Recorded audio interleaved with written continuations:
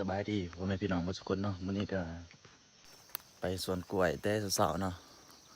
สิมาเอากล้วยมากินเขาเนาะพี่น้องมาเบิ่งไปนำกันพี่น้องนี่พี่น้อง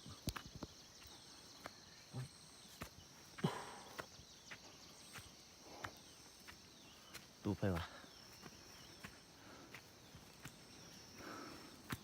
อ้าวมีเห็ดอีกมีกระตูบเนาะไปกับน้องชาย2 คน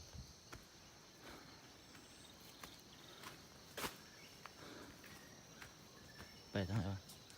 ดูแล้วกันหนกดูแล้วกันฮะมาดูอ่ะ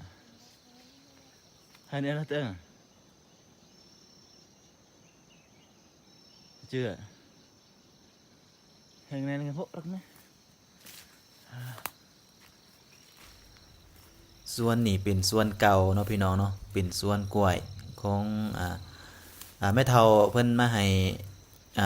พ่อให้แม่แหละพ่อแม่ก็ให้ลูกหลานมาเบิ่งแย่งต่อพี่น้องหลังจาก 4-5 ปีบ่ได้มาได้นี่หญ้าก็โฮกเลยก็เลยมาเอากล้วยมื้อนี้ก็ลืมทางแน่เพราะว่าโดนบ่ได้ไป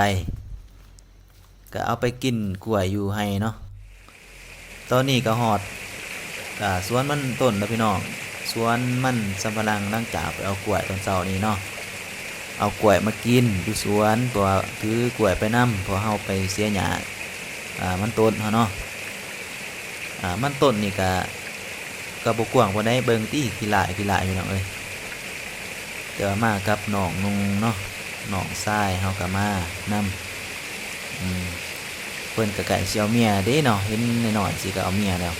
เฮานี่ยังเนาะก็ถือว่านี่แหละบรรยากาศสวนเฮาพี่น้องเอ้ยเพราะว่าเฮานี่ท้ายคลิปก็บ่ได้เว้าเลยเนาะเพราะว่าอ้ายกันดิอีกอย่างก็ลมพัดแห้งก็เลยมาพากเอาก่อนเนาะพี่น้องเนาะนี่แหละบรรยากาศสวนเฮาเมื่อหลายพี่น้องสวนนี่ก็เป็นสวนเก่าแต่ว่าปลูกไม่แน่บ่แน่เนาะแล้วก็ย่างเลาะหอดไห้พี่น้องเอ้ยตอนนี้ก็หอดไห้แล้วก็นั่งต้นนำกันพี่น้องไห้นี่ก็ปลูกเขาเนาะคือเดี๋ยวนี้ก็ยามฤดูฝนเนาะเป็นจังได๋สิได้ผลผลิตหรือบ่นี่ก็เลยก็ปลูกไปเสียหญ้าให้กันบ่เสียนี่ก็บ่ได้เนาะเพราะว่ามันคอยปลูกคอยเต็มแต่หญ้าเฮ็ดให้เขานี่ตายเขามันบ่ขึ้นเนาะโอ้ยากหลายพี่น้องเอ้ยเต็มมีแต่หญ้าก็เห็นจังซี่นี่เห็นในกล่องนี่ก็บ่หลายหญ้านี่ก็ได้บัดเห็นตัวจริงนี่โอ้ยหญ้าเต็มย่างเลาะจนเมื่อยแต่ว่าหญ้าก็เสียหญ้าก็เมื่อยคือกันพี่น้องก็มันเป็นจังซี่เนาะเห็นจังซี่เฮาก็เสียไปเลยนะแต่ว่ามีงัวมีควายย่างเข้าไปเนาะย่างเข้าแล้วก็ตำเหยียบกกของมันต้นเฮาแล้วก็ตายกระทึกเนาะบ่ได้เรื่องเลยงัวควายนี่ก็ได้ย่างไปย่างมาก็เมื่อยเนาะบ่ฮู้ว่าบ้านแต่ละคนบ้าน FC สิเฮ็ดจังได๋สิหาปลูกแบบใดเนาะที่บ้านข่อยจะปลูกแบบนี้แหละพี่น้องเอ้ยคือในเฮกตาร์นึงนี่ก็สิได้อยู่ประมาณอ่าต้นหนึ่งบ่แม่นก็หลายเลยเนาะประมาณ3ต้น4ต้นมันขึ้นกับ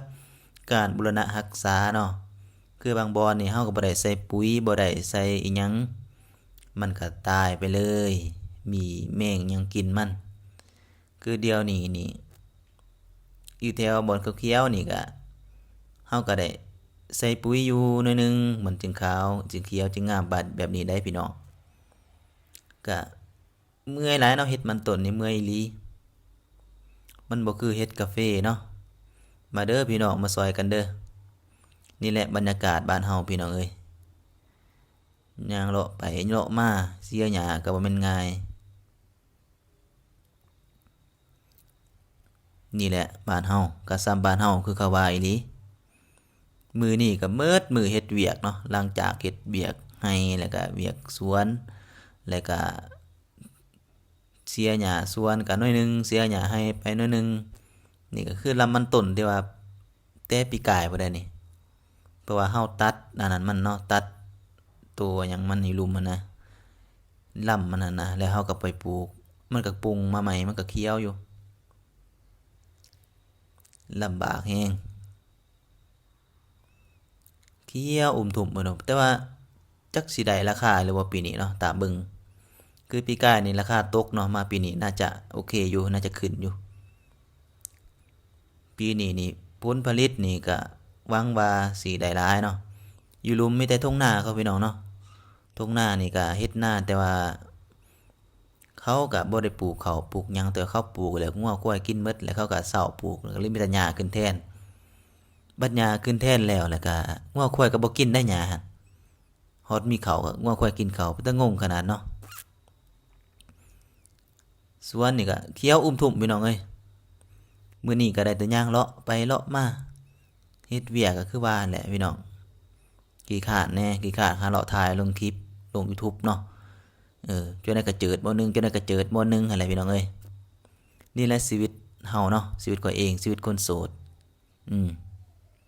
เอาจังไดก็ขอขอบใจพ่อแม่พี่น้องที่กดไลค์กดแชร์แล้วก็กดติดตามเด้อเนาะคลิปนี้ก็มีเพียงเท่านี้เนาะหลังจากไปสวนกาแฟแล้วก็ไปสวนมันต้นเฮานี่แหล้วเนาะเพราะว่าคลิปนี้เป็นหยังจึงฝากเอาเนาะจึงฝากเสียงเนาะเพราะว่าบ่ได้ใส่ไมค์อีกอย่างก็บ่ได้เว้าในคลิปนี้เนาะบ่ได้ใส่ไมค์ในการถ่ายก็เลยแบบเสียงกึดๆกัดๆมันเป็นเพราะว่าลำโพงมันโทรศัพท์มันขาดเนาะ